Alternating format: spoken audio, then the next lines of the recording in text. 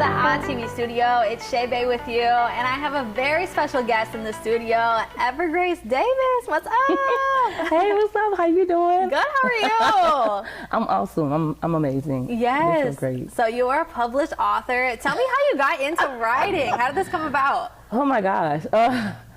Listen, since 2020, I've been doing a lot of different things. A lot of things God has allowed to propel out of me. But this actually came from unfortunate circumstances of a bitter divorce of 30 years, yeah. But I kept it moving. So my motto is keep it moving. So even through going through that, I was able to write. And then I started writing every night until I was able to produce this book called Grace from On High. Yes. So it's a long story to it, but basically God has kept me as I was going through all the pains of a divorce. So, you know, I'm just here to, you know, encourage people to understand that, you know, while you're going through divorce, you don't have to, you know, act like, you know, your life is over. You still can continue to live and thrive. So that's, you know, that's what I'm doing right now. Yeah, that's beautiful. Encouraging people to keep living and keep moving, you know, and find themselves, and, you know, it's not the end. Yes, exactly. So your book is amazing. It's called Thank you. Grace from On High. It has so many different pictures in it. How'd you come up with all the different pictures to go with the poems?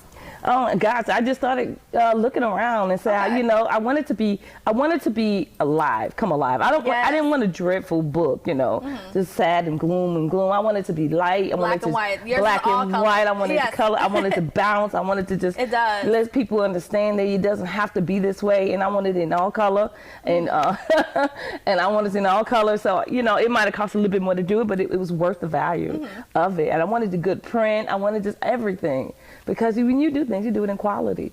Yes. And this is, you know, I have to look at it as my life, as going through the divorce, as if it's, you know, it's a sad thing. You know, it did hurt me going through that with 5 children in a marriage, but the outcome of it is blossom. It's God graced me from on high from all the situations I was dealing with. I had so many emotions in it from my childhood, and it pushed all that stuff out. And I just started writing.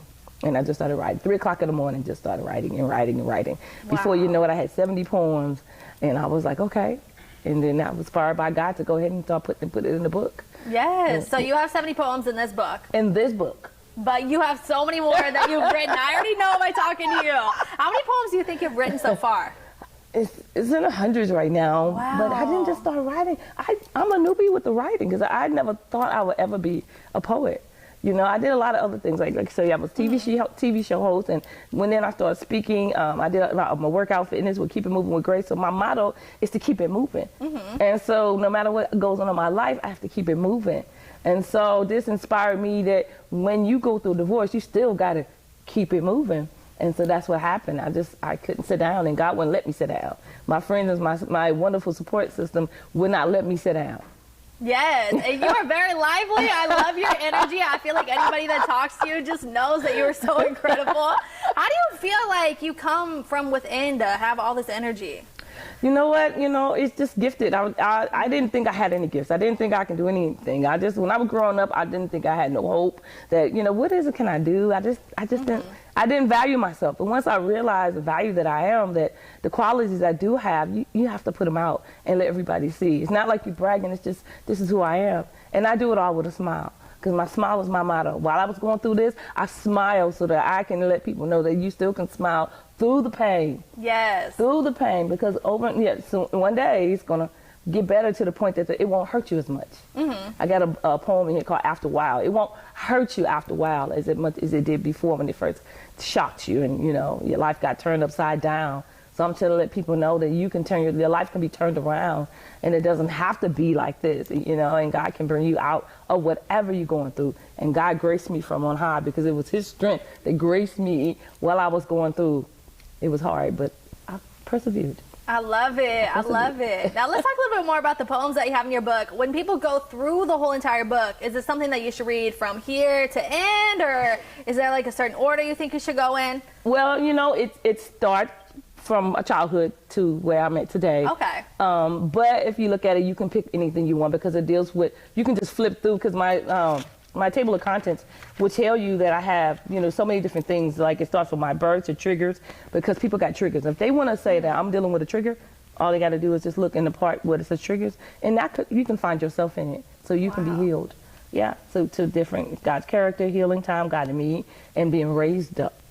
I love being it. raised up. I love it. So about how long are the poems? If somebody wants to read one, does it take them like 30 seconds, a minute? How long does it take? Depends how you vibing with the poem. Okay. So you can read that poem and you can read it in a minute, but you can take it in word by word and say, man, I fell into it. I found myself in it. And some people tell me they read it 5 pages a day or a week. Okay. Yeah, because it's not just go straight through. Mm-hmm. That's so beautiful. Yeah. Now, you mentioned you have a lot more poems on the way. What's up next for you? Do you have another book that's going to be coming out? Yeah, I'm working on another book, but I also was doing a biography about myself, and that was with this one. This one just came out of nowhere.